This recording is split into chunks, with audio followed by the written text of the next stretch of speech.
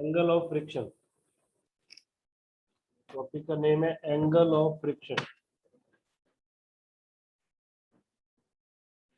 Last lecture मैंने online नहीं लगाया था, तो मैं कुछ टॉपिक जो लास्ट लेक्चर में किया था उसको भी रिपीट कर दूंगा बीच में। अभी आप नोट करो सब बच्चे, angle of friction, angle of friction, ये टॉपिक हमने नहीं पढ़ा हुआ। एंगल ऑफ फ्रिक्शन,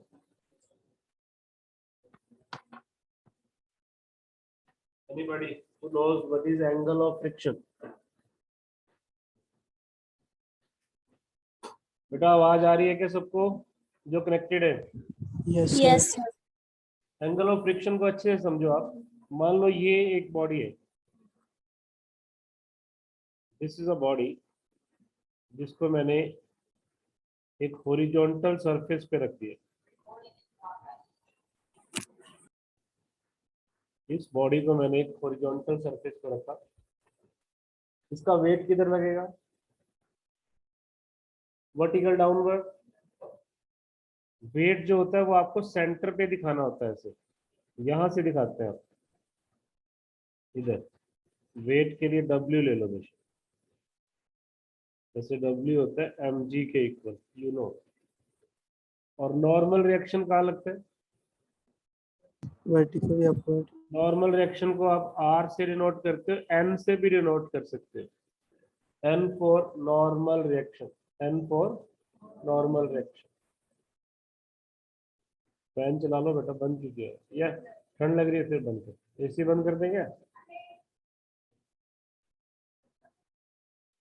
चलो इधर देखिए, नॉर्मल रिएक्शन कहाँ लग रहा है? बोलो सब बच्चे, वर्टिकली अपवर्ड।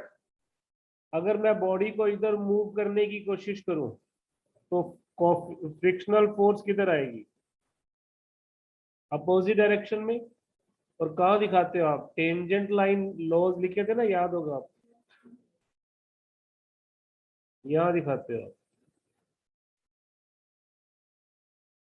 इसकी वैल्यू होती है म्यू आर। जब तक बॉडी मूव नहीं करती म्यू स्टैटिक आर, और जब बॉडी मूव करती है तो म्यू काइनेटिक आर। अभी बॉडी मूव नहीं कर रही तो it is mu static R. इतना समझ में आ गया सबको? एक बार अटेंडेंस चेक कर लो बेटा, कौन कौन है। आर्यन, भव्य, डॉनल, टूडू, महक, पलक। इनमें से क्लास में भी है कोई? पलक है क्लास में? नहीं है। पारस भी नहीं है क्लास में। पिंकी यादव ऑनलाइन ही है। रणदीप भी, रिया, स्नेहा, स्नेहा नहीं है आज। वंशिका, वाणी, यशिका क्लास में हो ना आप? Angel and Komal Dhingra, Komal is in class. Angel भी क्लास में? ठीक है, आप लोग क्लास में भी कनेक्ट करके रख सकते हो अगर काफी क्लोज देखना हो, क्योंकि इंस्ट्रूमेंट पे ज्यादा क्लैरिटी आती है प्रोजेक्टर से। एंगल ऑफ फ्रिक्शन मैं आपको समझा रहा हूँ। यहाँ मैंने आपको अभी क्या बताया कि ये नॉर्मल रिएक्शन है और ये आपके पास mu R. Mu R is the frictional force. कौन सी फ्रिक्शनल फोर्स? Limiting frictional. जब आप म्यू स्टैटिक आर लगाते हो वो आपकी लिमिटिंग फ्रिक्शनल फोर्स होती है। अब अगर इन दोनों वेक्टर का, दोनों कांटेक्ट फोर्सेस है, कांटेक्ट फोर्सेस, आपको एडिशनल इंफॉर्मेशन दे रहा हूँ। कांटेक्ट फोर्सेस वो होती है जो कांटेक्ट से आती है। तो नॉर्मल रिएक्शन भी कांटेक्ट फोर्स है। अगर आप किसी बॉडी के टच में आओगे तभी नॉर्मल रिएक्शन आएगा। और फ्रिक्शनल फोर्स भी कांटेक्ट फोर्स है। ये स्टार में लिख लेना अलग से, टॉपिक से कोई मतलब नहीं है। मैंने यहाँ कांटेक्ट फोर्स के बारे में बताया आपको। वो फोर्स जो कांटेक्ट होने से आएगी, जो दो बॉडी के अंदर टच होगा, कांटेक्ट होगा तभी आएगी, उसको हम बोलते हैं कांटेक्ट फोर्स। तो एंगल ऑफ फ्रिक्शन क्या होगा? अगर मैं इन दोनों का रिजल्टेंट लूं पैरेललोग्राम लॉ से, इन दोनों का, नॉर्मल रिएक्शन और फ्रिक्शनल फोर्स का, नॉर्मल रिएक्शन और फ्रिक्शनल फोर्स का अगर हम रिजल्टेंट लेते हैं तो वो रिजल्टेंट नॉर्मल रिएक्शन के साथ जो भी एंगल बनाएगा, वो रिजल्टेंट नॉर्मल रिएक्शन के साथ जो भी एंगल बनाएगा लेट थीटा, इस एंगल को बोलते हैं angle of friction. Angle of friction क्या हुआ, फिर से समझ लो।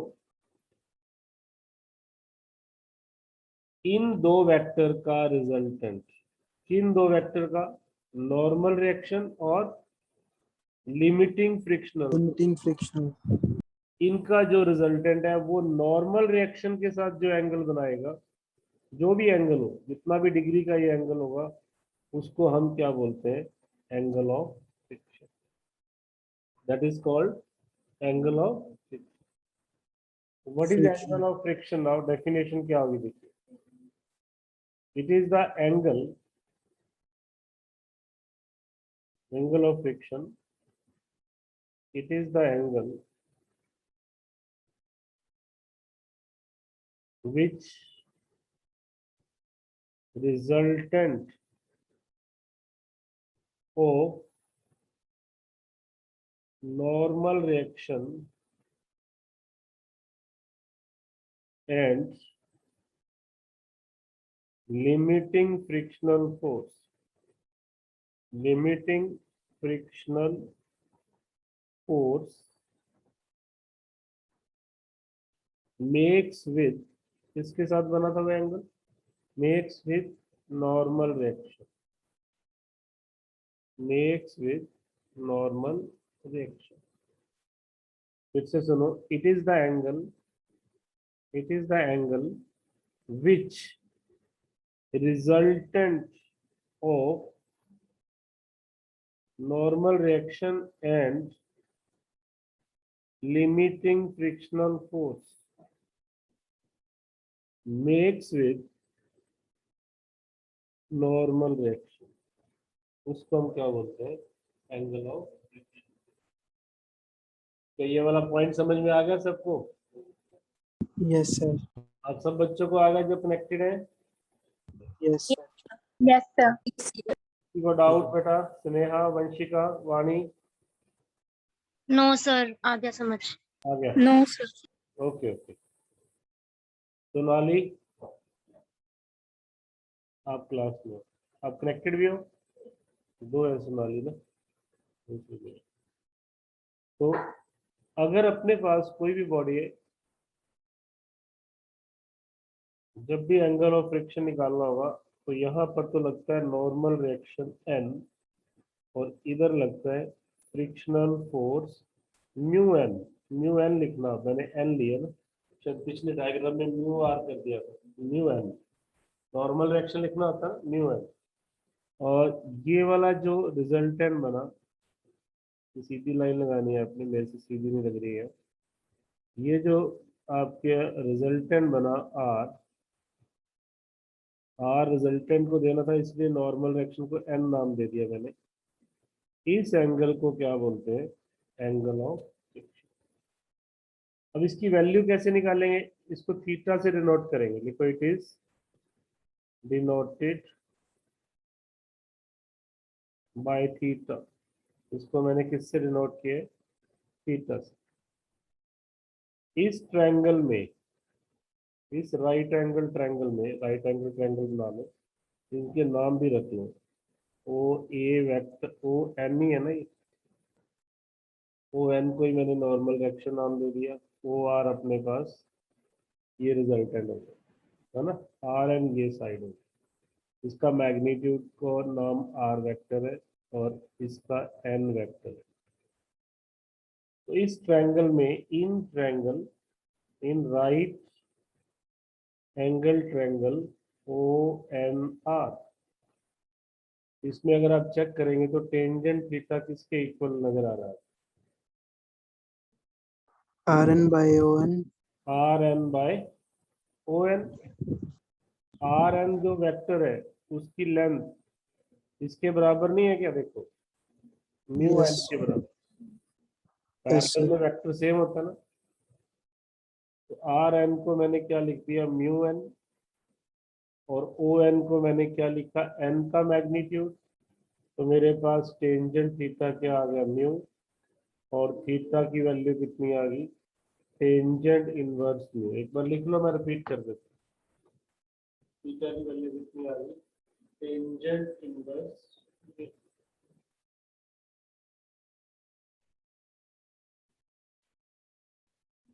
is the angle which resultant of normal reaction and limiting frictional force makes with normal reaction। और ये एंगल को हमने थीटा से डिनोट किया, और उसकी वैल्यू निकालनी बहुत आसान थी। एक बार फिर चेक कर लो, अगर ये मेरे पास, इनके नाम आप कुछ और भी रख सकते थे, कोई दिक्कत नहीं है उसमें। आप चाहते तो इसको ओ ए वैक्टर एन हो जाता, आप इसको ओ बी कर देते, जो कि फ्रिक्शनल फोर्स था लिमिटिंग, फिर इनका रिजल्टेंट लेते पैरेललोग्राम लॉ से, और ये एंगल क्या होता, थीटा। और इसको, इस आर को, इसका नाम ओ सी भी रख सकते थे, वो कोई फर्क नहीं पड़ता। वो आपने देखना है क्या नेमिंग करनी है। हमें तो थीटा निकालना है, तो थीटा कैसे निकलेगा, टेंजेंट थीटा। अब इसके हिसाब से देखो तो ए सी बाय ओ ए सी और ओ बी वेक्टर बराबर है ना, ए सी और ओ बी वेक्टर की लेंथ बराबर है, ओ बी बाय ओ ए। ओ बी है क्या, लिमिटिंग फ्रिक्शनल फोर्स, और ओ ए क्या है, normal reaction. Limiting frictional force को मैं क्या लिखता हूँ, म्यू आर या म्यू एन। अब मैं म्यू एन लिख रहा हूँ नॉर्मल रिएक्शन में, नीचे नॉर्मल रिएक्शन। तो मेरे पास टेंजेंट थीटा क्या होगा, म्यू, थीटा क्या होगा, tangent inverse, theta is tangent inverse. समझ में आ गया सबको। अब सोचो अल्फा क्या था पहले, वो भी टेंजेंट इनवर्स म्यू था ना, अल्फा भी क्या था, टेंजेंट इनवर्स म्यू, और थीटा आपके पास क्या है, टेंजेंट इनवर्स म्यू। दोनों आपके पास वैल्यू सेम आ गई, दोनों की वैल्यू सेम आ गई, लेकिन कंसेप्ट अलग अलग है। एंगल ऑफ रिपोज सबने किया हुआ ना, एंगल ऑफ रिपोज, जो बच्चे कनेक्टेड हैं, या Yes, लास्ट sir. लेक्चर में यस कराया था यस मैंने, यस सर, वो ठीक है, तो पहले ही करवाया था होगा। ना, ओके, सबने किया हुआ। लास्ट लेक्चर में मैंने क्या करवाया था, जो ऑनलाइन कनेक्ट नहीं हो पाए थे, हम देखना एक बार। वर्क डन के कुछ एक्सप्रेशन करवाए थे, मैं वो थोड़ा रिपीट कर देता हूँ बेटा, आप लोग नोट, जिन्होंने नहीं किया वो नोट कर लेना, बाकी लोग रिपीट कर लो, क्योंकि कुछ बच्चों ने किया ही नहीं वही। तो ये हमारे आर्टिकल थे वर्क डन। लास्ट चैप्टर में, लास्ट लेक्चर के अंदर, सॉरी, मैंने वर्क डन के ऊपर लेक्चर दिया था, वो मैं रिपीट कर रहा हूँ। तो ये रिपीट है जो मैं आप कर रहा हूँ, जो बच्चे क्लास में उन्होंने किया हुआ है, और जो ऑनलाइन कनेक्ट होते हैं उन्होंने नहीं किया हुआ। तो वर्क डन को मैं दो तरीके से करवा रहा हूँ, अब मैं रिपीट कर रहा हूँ तो थोड़ा सा चेंज भी कर दूंगा, सो दैट कि इन बच्चों का भी इंटरेस्ट बन जाए। Work done on horizontal surface and work done on inclined plane, ये दो करेंगे हम। Work done number one on horizontal surface, horizontal surface, और दूसरा work done on an inclined plane, on an inclined plane। तो ये दो वर्क डन की हम बात करेंगे।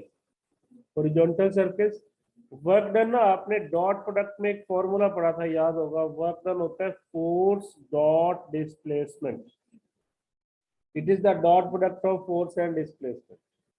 उसी का हम यूज करेंगे। डॉट प्रोडक्ट खोलते हैं तो सब बच्चे जानते हैं कि F S cos theta, theta is the angle between force and displacement, theta is the angle between force and displacement।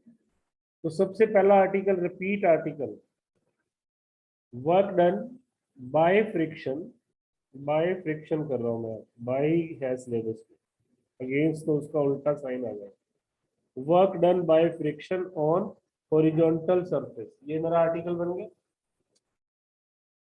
तो let us take a body of mass m, मैंने एक बॉडी ली जिसका मास कितना है m।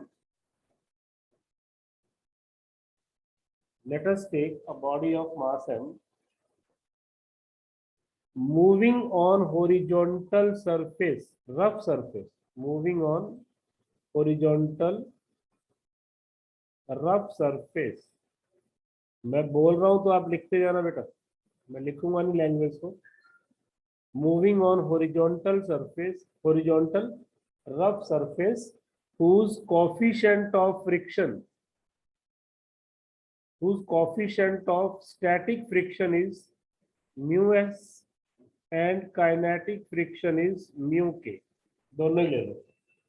whose coefficient of static friction is mu s and kinetic friction is mu k। body is moved under the effect of external force, body अपने आप तो चलेगी नहीं।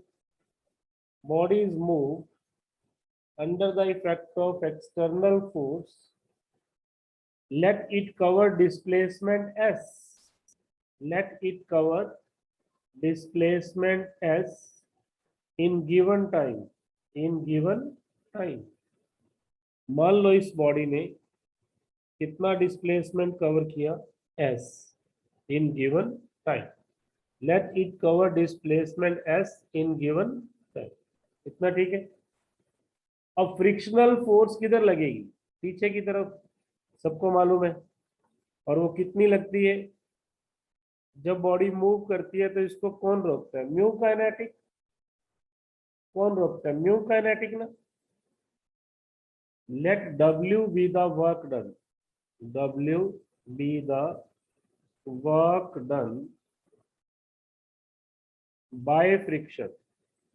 सिलेबस में बाय फ्रिक्शन ही है आपके, W be the work done by friction. तो अभी जो फॉर्मूला लिखा था उसके हिसाब से frictional force vector dot displacement vector, yes और नो।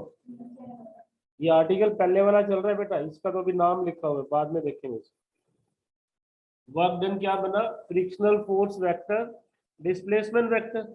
अब आप लोग सोच के बताओ, इनके बीच में एंगल क्या होगा, डिस्प्लेसमेंट और फ्रिक्शन में एंगल क्या होगा।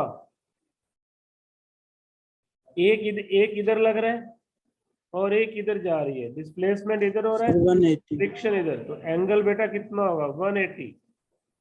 तो ये बन गया एफ के एस कोस 180, यस और नो। और cos 180 सबको पता है -1 होता है, cos 180 कितना होता है, यहां तक लिख लिया क्या सबने, जो बच्चे कनेक्ट कर रहे हैं, क्योंकि उन्होंने ये अटेंड नहीं किया हुआ है। अब उसके बाद आप क्या करेंगे, मैं इसको क्लियर कर दूं स्क्रीन को। Yes sir. वर्क डन मेरे पास क्या आ गया, -F काइनेटिक इंटू डिस्प्लेसमेंट, ये मेरा आंसर आ गया। लेकिन F काइनेटिक होता कितना है, वेयर F काइनेटिक की वैल्यू होती है mu kinetic into normal reaction, और नॉर्मल रिएक्शन को आप हॉरिजॉन्टल सरफेस पे कितना लेते हो, नॉर्मल रिएक्शन को mg के इक्वल। तो work done by friction that becomes mu के mg इंटू एस बी है, म्यू के mg एस। हमेशा फ्रिक्शन का वर्क नेगेटिव होगा, ऑलवेज। फ्रिक्शन कभी पॉजिटिव वर्क नहीं करेगी, फ्रिक्शन ऑलवेज डिड या डू या work done by the friction is always negative. तो नेगेटिव क्यों आया वो मैंने आपको बता दिया रीजन। फ्रिक्शन फोर्स आपको रोकने की कोशिश करती है बॉडी को, बॉडी इधर जा रही है, डिस्प्लेसमेंट इधर हो रहा है, फ्रिक्शन अपोजिट डायरेक्शन में, एंगल बिटवीन देम 180, और मैस इतना सबको बताइए, कॉस का एंगल जब भी 90 से बड़ा हो और 180 से छोटा हो तो कॉस की वैल्यू नेगेटिव होती है। सेकंड क्वाड्रेंट में कॉस नेगेटिव होते हैं 90 to 180, इसलिए ये नेगेटिव साइन आया। तो work done by the friction is mu के mgs, म्यू के mg। इसमें कहीं म्यू स्टैटिक नहीं आएगा, ध्यान रखना छोटी छोटी बातों का। म्यू स्टैटिक तो उसको चलने से रोकेगा, जब बॉडी चल पड़ी तब कौन सी फोर्स लगती है? Frictional force, kinetic frictional force. इसलिए फॉर्मूले में mu kinetic mg into S है। क्या ये वाला आर्टिकल समझ में आ गया सबको? Yes. रिकॉर्डिंग पे लगा हुआ है क्या lecture? Okay yes yes sir. अब इस पे एक न्यूमेरिकल लेते हैं, सब बच्चे नोट करो। एक न्यूमेरिकल ले रहा हूँ, आप लोग नोट करो। देखो ये एक बॉडी है जिसका मास है 50 किलोग्राम, और इसको चलाने के लिए मैंने फोर्स लगाई 500 न्यूटन, जिससे ये बॉडी यहाँ पहुंची। आगे भी जा रही है अभी, बट यहीं तक का मुझे वर्क पूछा गया। ये 20 मीटर चल पड़ी, और coefficient of static friction is 0.7, coefficient of kinetic friction is 0.5। What is the work done by friction? देखो बच्चे क्या गलती करेंगे, आप वो गलती मत करना। वो ये गलती करेंगे कि फ्रिक्शनल फोर्स को 500 में से माइनस करके निकाल देंगे। मैं यहाँ वर्क डन बाय फ्रिक्शन पूछ रहा हूँ, तो मुझे इससे कोई मतलब नहीं है। मेरे पास फ्रिक्शनल फोर्स है म्यू के mg, है ना, और डिस्प्लेसमेंट एस, चाहे मैंने कितनी फोर्स दी हो आपको कंफ्यूज करने के लिए, बट आपको ने कंफ्यूज नहीं होना, ठीक है? माने अपने को किसी को कंफ्यूज नहीं होना। वर्क डन बाय फ्रिक्शन है तो बिल्कुल अपना ध्यान कहाँ रखो? Frictional force. लैंग्वेज को समझे, न्यूमेरिकल, देखो कुछ बच्चों को न्यूमेरिकल मुश्किल लगते हैं, और इससे आसान दुनिया में कोई चीज नहीं है। आपको क्या एक दो बेसिक चीजों का ध्यान रखना होता है। नंबर 1, स्टेटमेंट को अंडरस्टैंड करना बहुत जरूरी है। उसमें हाँ, एक मिनट, स्टेटमेंट को अंडरस्टैंड करना बहुत जरूरी है। और नंबर 2, उसमें क्या क्या दिया हुआ है, आपको गिवन क्या है उसको नोट करो, और उसको निकालने के लिए आपके बेसिक फॉर्मूले क्या है उसको यूज करो। अब मैंने यहाँ 500 न्यूटन दे दिया, बट मुझे पता है कि अब इसका यूज नहीं है, क्योंकि मेरे से क्या पूछा गया है? Work done by friction. तो मुझे फोर्स कौन सी चाहिए? Frictional force. अब उसमें देखो ये स्टैटिक का भी रोल नहीं है, ये भी आपको कंफ्यूज करने के लिए दिया हुआ है। अपने माइंड में क्रॉस करना है, पेपर पे क्रॉस नहीं करना। तो सीधा सीधा अपना आंसर पुट कर दो। 0.5, मास 50, G10 ले लो, डिस्प्लेसमेंट कितना हुआ? 20। डेसिमल से ये वाला डेसिमल काट दो, कितना आएगा? 25, 50, 5000। आंसर इज माइनस का 5000 जूल। कितने बच्चों का ठीक है ये? जो बच्चे कनेक्टेड है बेटा, कितने बच्चों का ठीक है? Sir Aryan. सर पिंकी। सब लोग नाम बोलो अपना जिसका ठीक है। वानी। Sir Bhavya. पलक। 4 बच्चों का ठीक है, चलो। सर स्नेहा। स्नेहा का भी ठीक हो गया, शाबाश।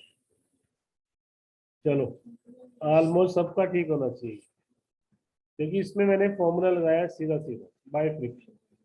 अब इसी क्वेश्चन में अगर मैं आपसे पूछता work done against friction, Sir फिर पॉजिटिव में आया। Against friction is equal to negative of work done by friction. Friction के वर्क का नेगेटिव कर दोगे तो वो अगेंस्ट फ्रिक्शन आएगा, मतलब माइनस का माइनस करोगे तो प्लस 5000 जूल, प्लस 5000। दो वर्क डन निकाल दिए हमने। तीसरा क्वेश्चन मैं इसमें आपसे ये पूछ रहा हूं, what is the work done by the external force. देखिए work done by external force, जो आप अप्लाई कर रहे हो, जो आप अप्लाई कर रहे हो, आप कौन सी अप्लाई कर रहे हो, कितनी अप्लाई कर रहे हो ये बताओ मुझे। आप अप्लाई कर रहे हो, आप अप्लाई सर कर रहे हो 10,000. फोर्स कितनी अप्लाई कर रहे हो? सर 10,000। अब देखो फोर्स आप अप्लाई कर रहे हो 500, डिस्प्लेसमेंट हो रहा है 20 मीटर। जिधर फोर्स अप्लाई कर रहे हो उधर ही डिस्प्लेसमेंट हो रहा है, तो इनके बीच में एंगल कितना होगा? जीरो। एंगल जीरो हो रहा है इस केस में। फ्रिक्शन तो रोक रही थी, बट ये तो लेके जा रहा है अपनी डायरेक्शन में। तो आप पूरा फॉर्मूला लगाया करो, F S cos zero. Cos zero 1 होता है, तो एफ एस, तो आपका आंसर आएगा 500 into 20, 000, 10,000। Answer is 10,000 joule. This is the work done. बोलो। Yes. तो फ्रिक्शन तो लगी रही है साथ साथ। sir. अभी हम work done by the external force पूछ रहे हैं, तो सिर्फ मैंने वही आपको बताया, जैसे हम लोग पढ़ते हैं हिस्ट्री में ना, न्यूमेरिकल करते वक्त, जैसे अर्जुन ने सिर्फ आंख को देखा था ना, आपने क्वेश्चन की स्टेटमेंट को समझना, उसी फोर्स पे ध्यान देना है जो पूछी गई। आपसे पूछा गया एक्सटर्नल फोर्स, तो मेरे को इससे कोई मतलब नहीं है, इसका ये मतलब नहीं कि ये लग नहीं रही, बट मेरे को इस न्यूमेरिकल में इससे कोई मतलब नहीं। मुझे जो फोर्स पूछा गया वो, जो डिस्प्लेसमेंट वो, उनके बीच का angle, this is my correct answer. External force का वर्क था ये। हाँ, अगर मैं आपसे ये पूछता हूं work done, net work done, net work done,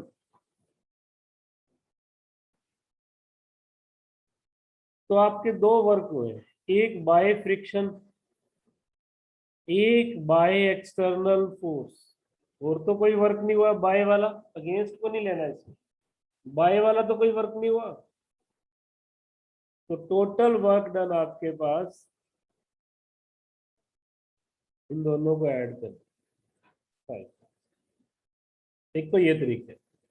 दूसरा ये, अब आप टोटल फोर्स निकाल लो। जैसे इधर मैंने लगाई थी फोर्स कितनी, 500। फ्रिक्शनल फोर्स कितनी लग रही है, जो भी लग रही थी, देखना कितनी थी वो, म्यू के एम जी, म्यू के 0.5 मास। फ्रिक्शनल फोर्स बेटा, वर्क नहीं, वो शायद 250 लग रही हो, 250 लग रही हो। जब आपसे नेट वर्क डन पूछेंगे ना, फिर आपको फोर्स भी नेट निकालनी पड़ेगी। 500 में से 250 जाएगा, तो आपके 250. पास 250 बच गया। अब work done by net force 250 into 20, वही आ गया 5,000। चाहे तो इनको ऐड करके निकाल लो, चाहे आप नेट फोर्स निकाल के इसको सॉल्व कर। एक ही न्यूमेरिकल में हमने बहुत सारे वर्क निकाल दिए, बट आपको आइडेंटिफाई करना पड़ेगा विच फोर्स, बाय और अगेंस्ट। ये भी आप बाय निकालो, अगेंस्ट का तो साइन बदलना है आपने, वो भी फ्रिक्शन के केस में आएगा अगेंस्ट। तो ये आपके पास वर्क डन था। मैं इस आर्टिकल को एक बार कंक्लूड कर दूं। हॉरिजॉन्टल सरफेस में वर्क डन बाय फ्रिक्शन निकालना हो, तो आपका ये आंसर आएगा हमेशा म्यू के M G into displacement, mu के एम जी इंटू डिस्प्लेसमेंट।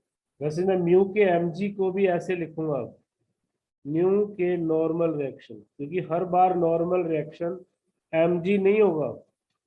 बताता हूँ कैसे। हर बार नॉर्मल रिएक्शन एम जी नहीं होगा। एक न्यूमेरिकल लो, जैसे मैंने एक बॉडी ली,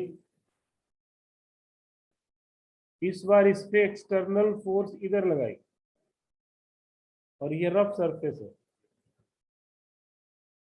इस न्यूमेरिकल में लास्ट लेक्चर में जिन्होंने अटेंड किया था मिस्टेक की थी पहली बार में, अब नहीं करेंगे वो बच्चे, बट जो फर्स्ट टाइम कर रहे हैं वो देखना है इसको। 10 किलोग्राम की बॉडी है, जिसके ऊपर मैंने कोई 50 न्यूटन की फोर्स लगाई, 50 न्यूटन, और ये फोर्स भी हमने 30 डिग्री के एंगल पे लगाई, ऐसा दिया हुआ है। और mu static is 0.3 and mu kinetic is 0.2। एक चीज तो सबको समझ में आ गई होगी कि वर्क डन वाले न्यूमेरिकल में म्यू स्टैटिक का तो रोल ही नहीं, तो सिर्फ और सिर्फ कंफ्यूज करने के लिए दिया हुआ है, तो हमने कंफ्यूज नहीं होना, हमने उस पॉइंट को पकड़ना है जो हमें रिक्वायर्ड है। तो पहले हम यहाँ ये बॉडी मूव करके यहाँ आ गई, बॉडी मूव करके कहाँ आ गई, यहाँ पे। लेट की ये बॉडी 2 मीटर मूव की। अब मैं स्ट्रेट फॉरवर्ड एक ही क्वेश्चन पूछूंगा, वर्क डन बाय फ्रिक्शन, उसमें बच्चे मिस्टेक क्या करेंगे, जो सब बच्चों ने की थी लास्ट लेक्चर में, एक बच्चे को छोड़ के, शायद स्नेहा ने किया था ये, स्नेहा ने इसको सॉल्व, आपने भी कर दिया था बाद में, है ना? नहीं हुआ था, स्नेहा ने किया था। तो कोई बात नहीं, अब ये सारे कर देंगे, जिन्होंने पहले किया था आप कर देंगे, क्योंकि बच्चों ने क्या गलती की, म्यू के एम जी एस लगा दिया। मैं हमेशा कहता हूं कि आप फ्रिक्शनल फोर्स को म्यू के नॉर्मल रिएक्शन रखो, नॉर्मल रिएक्शन एम जी हो भी सकता है, नहीं भी हो सकता। इस केस में नॉर्मल रिएक्शन एम जी नहीं होगा, कैसे पता चलेगा, इस फोर्स का एक कंपोनेंट ऊपर की तरफ भी लग रहा है 50 न्यूटन का, और वो साइन का कंपोनेंट 25 है। इधर कंपोनेंट बनाएंगे तो 50√3, 25√3 बनेगा।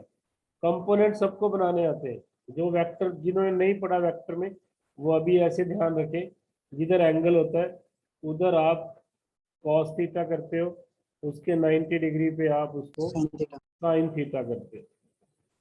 जिससे ये फर्क पड़ा कि जो बॉडी का वेट था ना 100, उसको 25 तो वैसे ही मिल गया ऊपर रोकने वाला, तो फिर नॉर्मल रिएक्शन तो 75 नहीं आएगा, Yes, sir. Normal reaction self adjust करेगा। अगर इधर ये वाली फोर्स ना होती, फिर आपका नॉर्मल रिएक्शन एम जी के इक्वल था। अभी आप क्या लिखोगे, R + 25 इज इक्वल टू 100, तो आपका नॉर्मल रिएक्शन कितना आया बेटा, 75। क्या ये पॉइंट क्लियर है? अब हो गया। Yes, sir. अब वर्क डन के लिए आपको ज्यादा सोचने की जरूरत नहीं है, म्यू के normal reaction into S. mg मत याद करो, बस मैं ये कह रहा हूँ, mg जब होगा तो अपने आप आ जाएगा, आप अपना म्यू के आर याद करो। म्यू के कितना है इसमें देखना, 0.2, आर कितना 75, एस कितना 2, इधर से 10 नीचे आ जाएगा, ये 150 है तो 15 रह जाएगा। आंसर इज माइनस का 30 जूल, आंसर इज माइनस का 30। किया था ना ऐसा न्यूमेरिकल में? Yes, sir.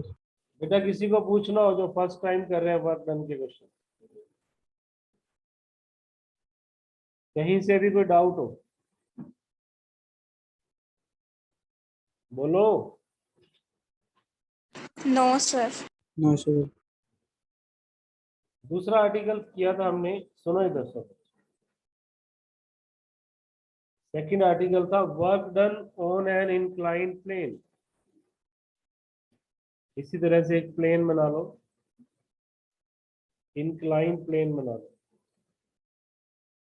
Work done by friction ही है हमारे सिलेबस में, ग्रेविटी के वर्क डन तो हम वर्क एनर्जी पावर में पढ़ेंगे। तो ये डायग्राम बना लो, जिसके ऊपर एक बॉडी को रख दो ऐसे, और इसका एंगल आप थीटा मान लो, थीटा।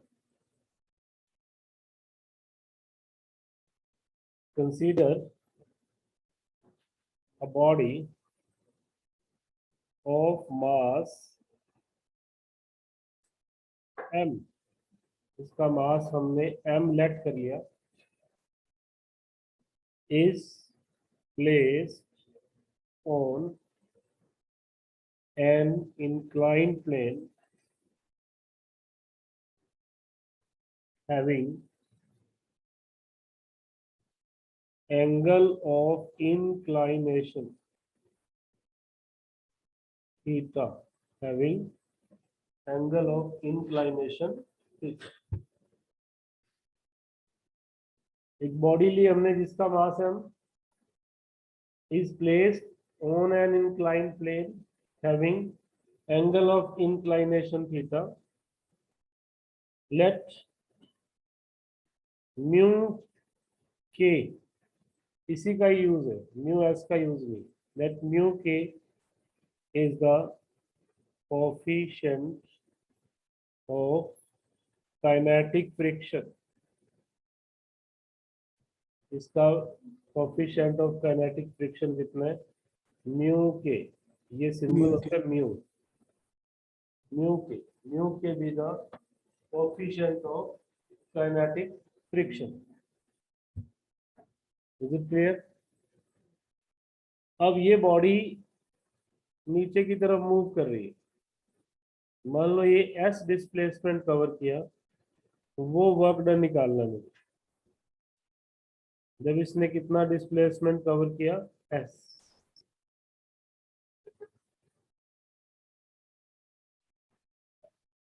बॉडी कवर,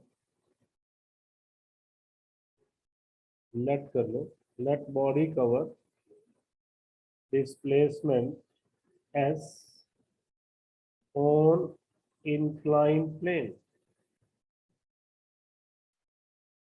तो इसको रोकने वाली फ्रिक्शनल फोर्स किधर थी, पीछे की तरफ, ये थी काइनेटिक फ्रिक्शन एफ के। लेट एफ के is the kinetic friction act on the body, F के be the kinetic friction act on a body।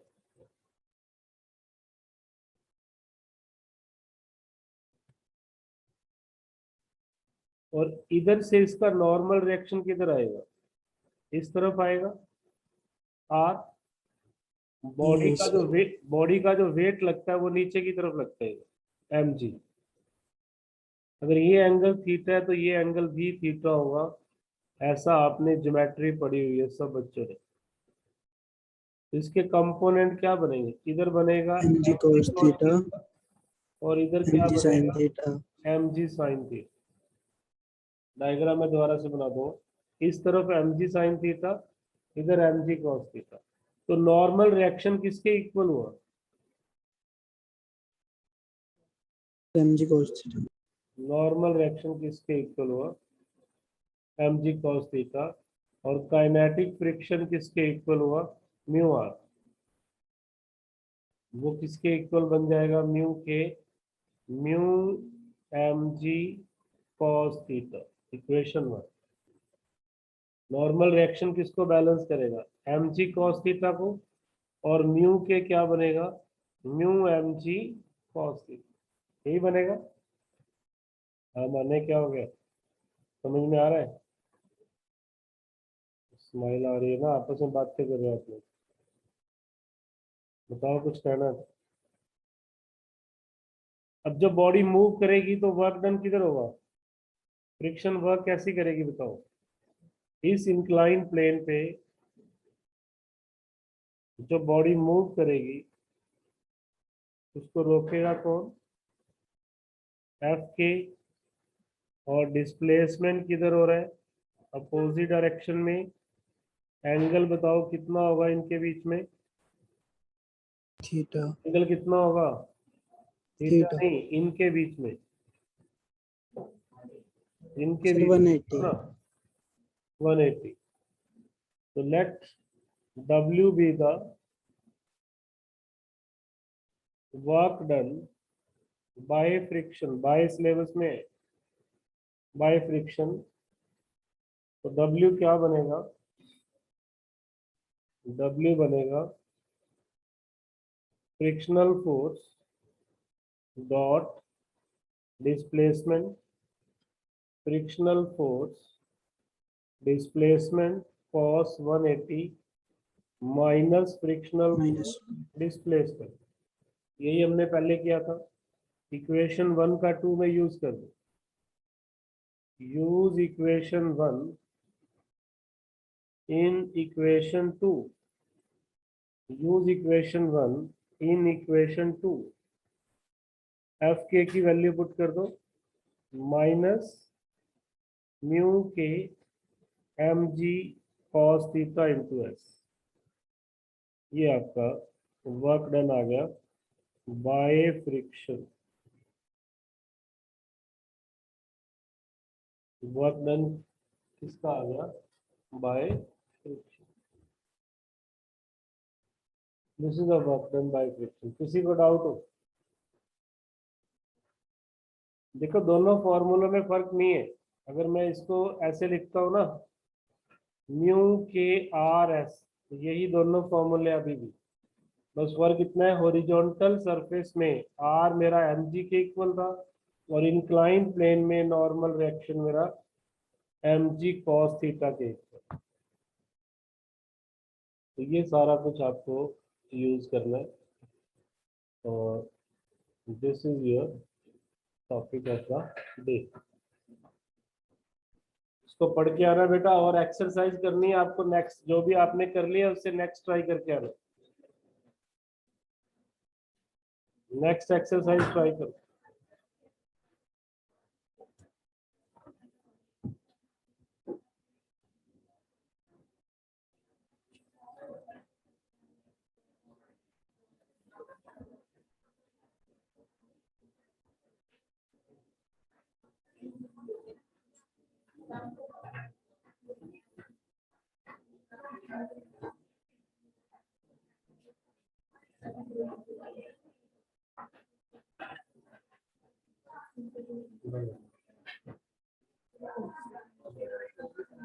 हाँ देख लो।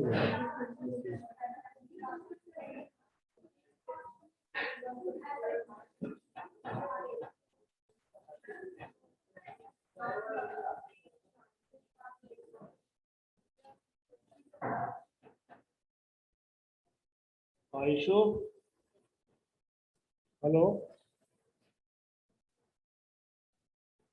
कोई आया क्या उधर? जगदीप का कुछ